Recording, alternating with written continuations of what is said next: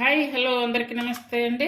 అందరూ ఎలా ఉండాలి, అందరూ బాగుండాలి మనస్ఫూర్తిగా కోరుకుంటున్నాను. అలాగే ఈ రోజు రెసిపీ వచ్చేసి చాలా సింపుల్ గా చాలా ఈజీ పద్ధతిలో రొయ్యలు ఫ్రై అయితే ఎక్కువ మసాలా లేకుండా ఇలా పొడి పొడిగా స్నాక్ అండ్ సైడ్ డిష్ గా చాలా బాగుంటుంది. ఇది ఎలా తయారు చేయాలి ఈ వీడియోలో చూపిస్తాను. ముందుగా ఒక కడాయి పెట్టేసుకుని అందులో 1 టేబుల్ స్పూన్ ఆయిల్ వేసుకోవాలి.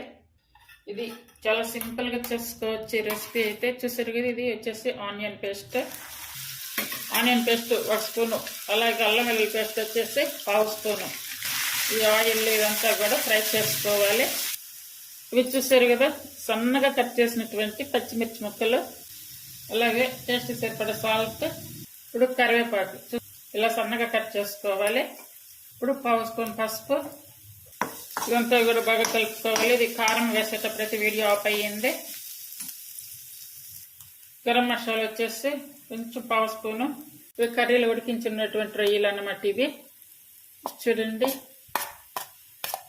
ఇలా ఉడికించి రొయ్యలని ఇలా ఫ్రై చేయండి, చాలా బాగుంటుంది సార్. ఈ రొయ్యలకి మసాలా అంతా కూడా పట్టాలి. ఇలా చేసుకునేటప్పుడు మనకి ఆయిల్ కూడా ఎక్కువగా పట్టదు. చూస్తారు కదా, ఆ రొయ్యలకి ఆ మసాలా అంతా ఇలా పట్టకుండా ఇలా తింటే కనుక బాగా చాలా టేస్ట్ ఉంటుంది. ఇది సైడ్ డిష్గా అలాగే స్నాక్ చాలా చాలా బాగుంటుంది. ఇది ఇట్లానే మిడిల్ ఫ్లేమ్ మీద సిమ్ మీదకి మార్చుకుంటూ ఒక 5-6 నిమిషాలు ఇలానే ఫ్రై చేసుకోవాలి. మనకి ఇంకా మధ్యలో ఇట్లా రొయ్యలు ఉడికేటప్పుడు వాటర్ రావడం అలాంటిది కూడా ఏముండదు అన్నమాట. ఇంకా డైరెక్ట్గా ఇలానే వేయించేసుకోవచ్చు. చూడండి, చాలా సింపుల్గా చాలా ఈజీ పద్ధతిలో అయితే అయిపోయింది. ఇప్పుడు మనము ఫ్రై చేసుకోవాలంటే ఉడికించి ఆ వాటర్ అంతా పోయిందా కుండి అలా చేసుకుంటూ ఉంటాం కదా, అలా కాకుండా ఇలా అంటే కర్రీలో రొయ్యలు తీసి ఇలా ఫ్రై చేయండి. చాలా ఈజీ రెసిపీ, చాలా తక్కువ టైంలో కూడా చేసుకోవచ్చు అందరు కూడా.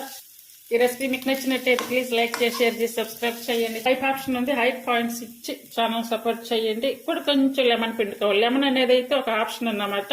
మీకు కావాలనుకుంటే వేసుకోవచ్చు, లేదనుకుంటే స్కిప్ చేయొచ్చు.